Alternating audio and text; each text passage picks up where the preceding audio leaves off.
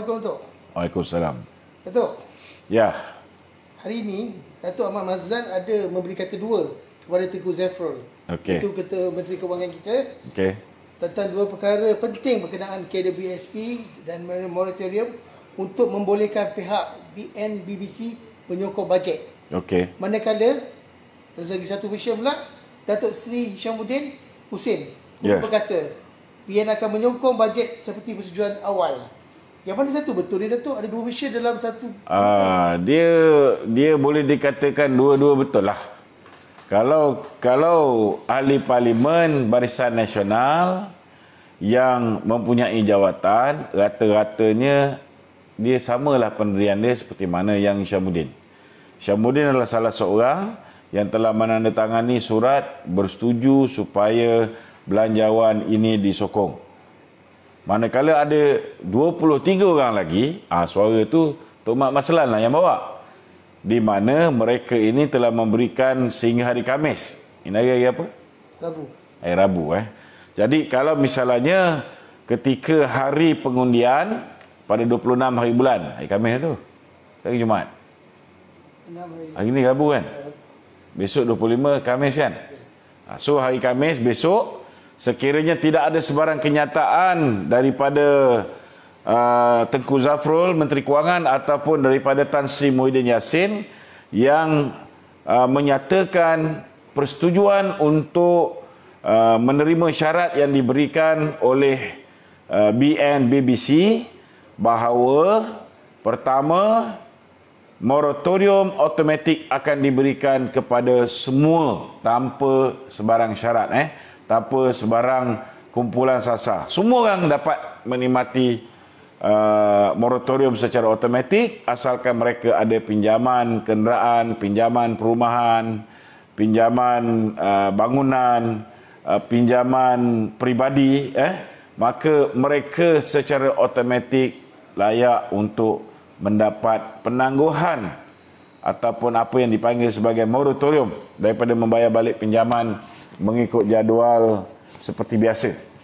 Yang kedua, syarat yang diletakkan oleh BNBBC ialah supaya semua pencarum KWSP dibenarkan mengeluarkan maksimum RM10,000 untuk dikeluarkan daripada akaun satu KWSP mereka. Ini juga kita minta supaya semua orang yang mencarum dengan KWSP yang layak untuk mengeluarkan, kita tak nak ada sebarang syarat seperti mana yang telah pun ditetapkan oleh pihak KWSP dan Kerajaan Malaysia yang hanya menguntungkan mereka yang dipecat selepas bulan Mac tahun 2019, mereka yang telah kehilangan pendapatan tetap, mereka yang telah pun diarahkan cuti wajib. Inilah sesedara dua saja permintaan terakhir rakan-rakan BNBBC, iaitu Barisan Nasional Backbenchers Club.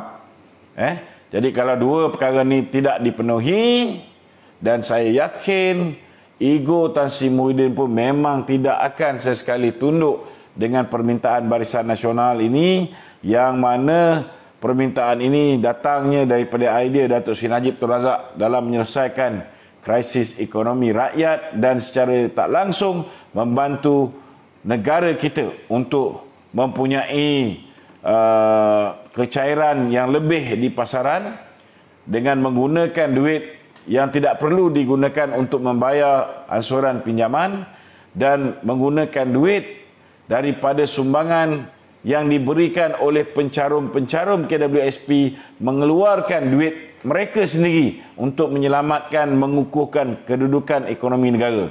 Jadi sebenarnya saudara-saudara, kalau misalnya kerajaan Muhyiddin ini mengikut cadangan ini, menerima cadangan Datuk Seri Najib ini, maka sudah pastilah kerajaan dia juga akan lebih kukuh.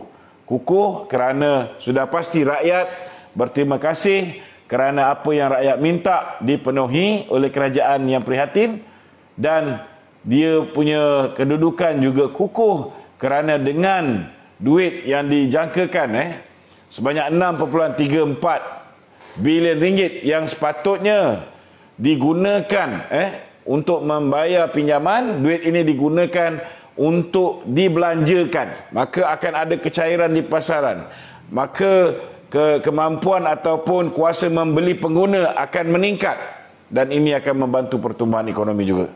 Begitu juga sekitar 20 bilion ringgit yang bakal dikeluarkan oleh pencarum KWSP. Cuba bayangkan, kekuatan hampir 3 kali BRIM akan dibelanjakan oleh rakyat dalam tempoh lebih kurang 6 bulan ini, tuan-tuan. Mungkin kalau dapat selepuk, alhamdulillah, itulah yang mana yang kita minta. Kita tak nak dia spread 6 bulan ataupun dia spread setahun seperti mana cadangan yang pertama dan 6 bulan cadangan yang kedua. Jadi itu saja dua perkara yang diminta oleh Barisan Nasional. Kalau tidak ditunaikan esok, maka hari Jumaat we can say goodbye to Muhyiddin Yassin. Saya sedang meninjau kawasan-kawasan yang mana ada jualan pisang secara besar-besaran. Kerana hari Jumaat ini insya-Allah ramai yang akan pergi beli pisang untuk disedekahkan kepada masjid. Tanda kesyukuran kita, kerajaan zalim, diktator, pimpinan Muhyiddin Yassin dapat kita tumbangkan. Alhamdulillah.